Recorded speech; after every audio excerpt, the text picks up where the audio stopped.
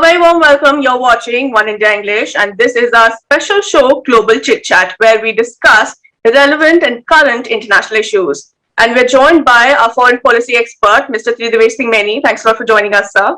Thank you, my pleasure. So, as we know, today we are going to discuss a very interesting topic. One of India's neighbor, Bangladesh, has crossed India's per capita income. Now, there was a time when Bangladesh wasn't doing that well, but today it is a bull economy. It is surpassing India in many other indices. So, how do you look at this development? So, I think this change, this transformation in Bangladesh, it has been happening over a period of time.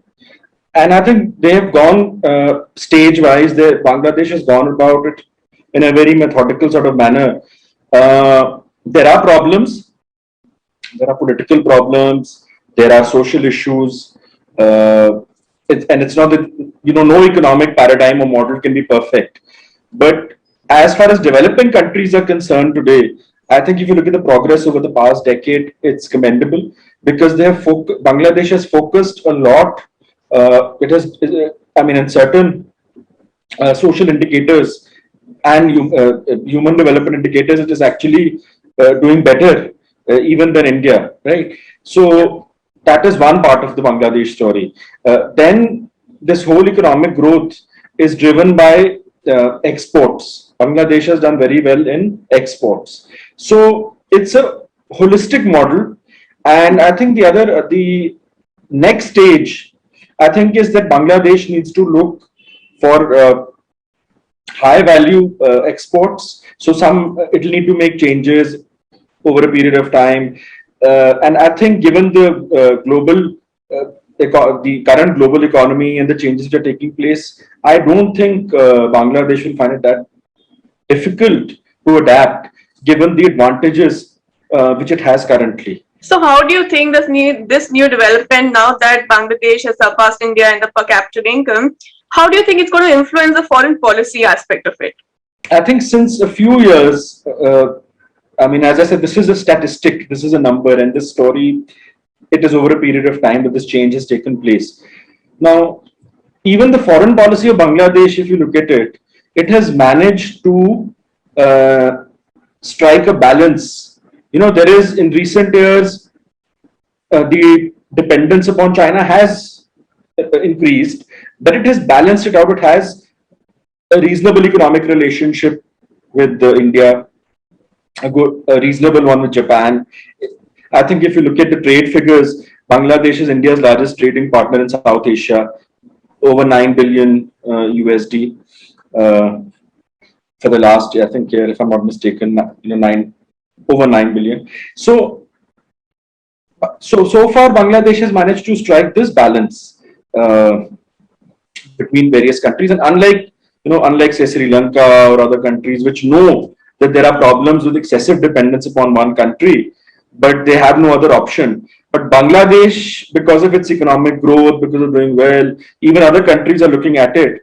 And now it's not just Asia. It's not just a question of India, China, Japan. Even the Western world is looking at Bangladesh with great interest. And ironically, this was called a basket case by one of the former US Secretaries of State, Henry Kissinger. So I think it's quite interesting that if you look at the change which has taken place since then. So Bangladesh, the message is very clear that if economic growth and development gives you more options, and even in terms of foreign policy, you can leverage this economic growth.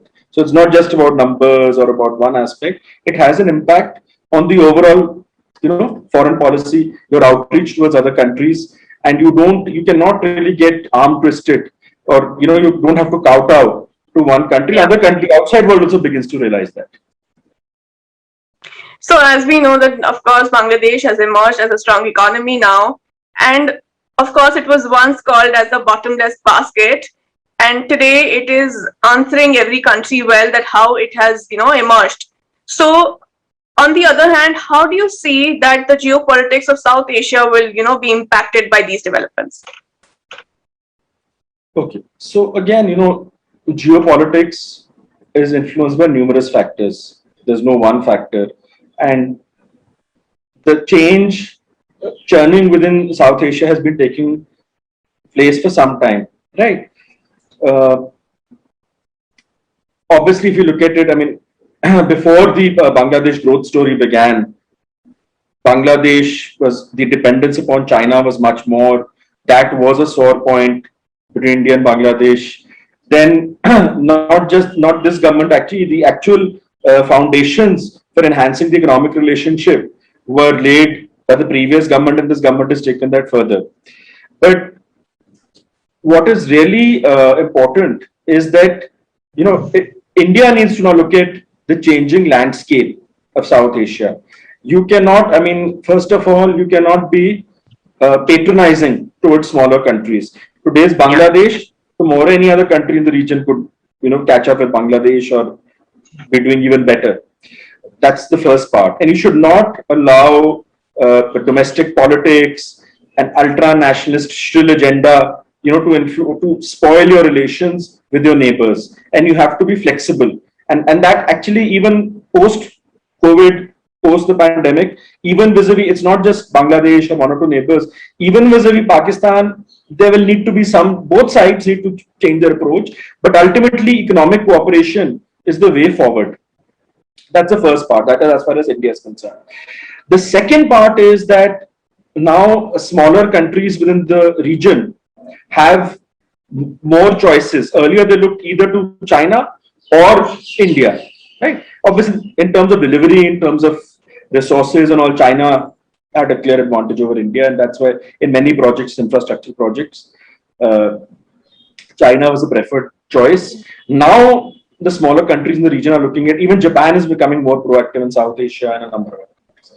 But Bangladesh also now, I mean, one other two symbolic things. One, in the COVID-19 pandemic, Bangladesh actually provided assistance to India. Now, this was symbolic, but very important. If you look at even Sri Lanka, which is facing economic challenges, Bangladesh has uh, the central bank has approved a currency swap with Sri Lanka. Again, the magnitude is not much. Obviously, the Chinese assistance is higher.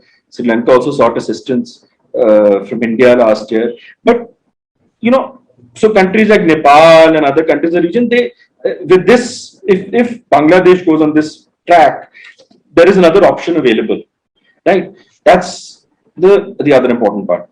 Now, finally, there is going to be this question that we always look at various models at various paradigms that Bangladesh is going to be, is it going to copy China, is it going to copy Vietnam, now a lot will depend. Even if you look at the, I would talk now not only in terms of geopolitics but in terms of geoeconomics, a lot will depend upon how Bangladesh takes this, whatever progress it has made, the next steps. So as I said, Bangladesh will have to move now towards more sort of high value exports, right?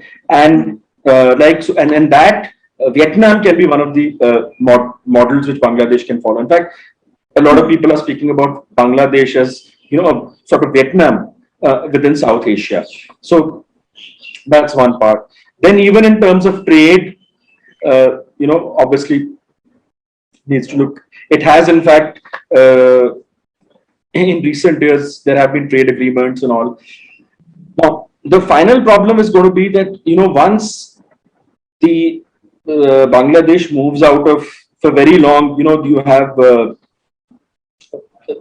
sort of subsidies. The developed world, like the US, for instance, has what is called the generalized system of preferences and all. Now that those exemptions and those concessions also, the US is going to gradually, Bangladesh may not be able to get them from the US. So what you're going to have is there again, Bangladesh will have to, one, it will have to obviously look at its own domestic model, and which means that when it's again, altering its economic model, also its foreign relations, its external outreach towards. So currently, as I said, if you look at its external outreach, it's about China, we talk about China, Japan, India, the European Union.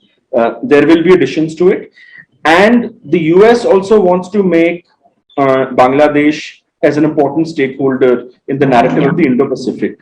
Now, so far, the Indo-Pacific has focused, it's very thin as far as an economic narrative, economic paradigm, economic model, whatever, is concerned. The Indo-Pacific has spoken about providing alternatives to the Belt and Road Initiative, but so far there has been nothing tangible.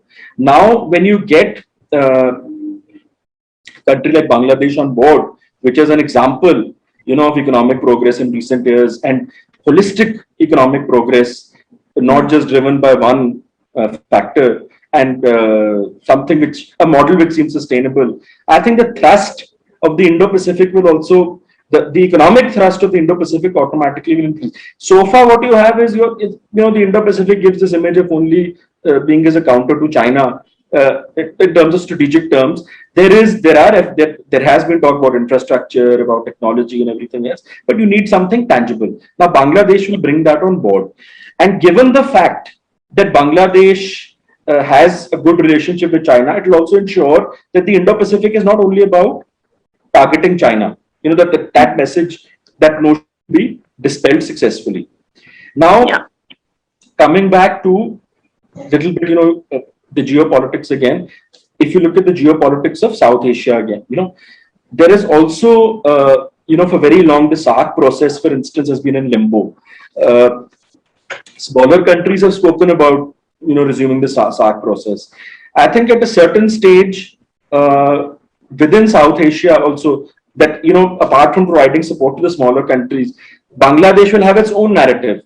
It has a reasonable good relationship with India, but it will not, obviously toe India's line as is expected, which means that even in terms of the revival of the SAARC process, in terms of regional cooperation, there could be Bangladesh could push for it, and we may see the revival of that sort of South, regional cooperation. Now, whether it's under the old nomenclature of SAARC or whether there are other ways, it remains to be seen.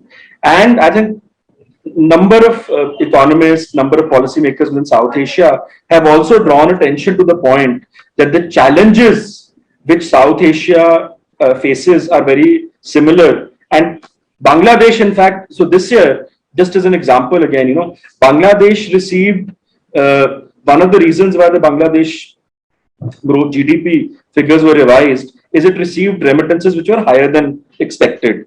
But this is for 2020. But this is because there was a movement from formal means to from informal means to formal means of transfer, and many workers could not come back. So there were various reasons for that.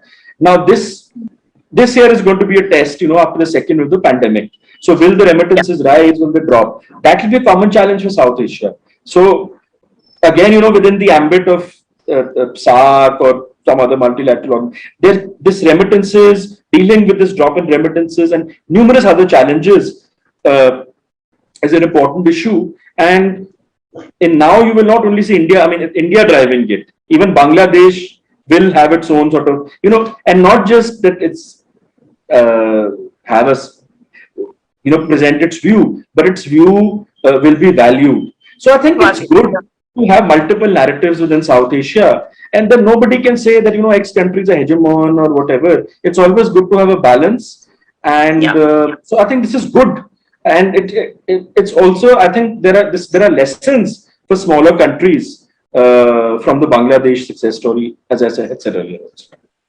Well, that's true. It is a big lesson for many countries in South Asia to learn from what Bangladesh has achieved.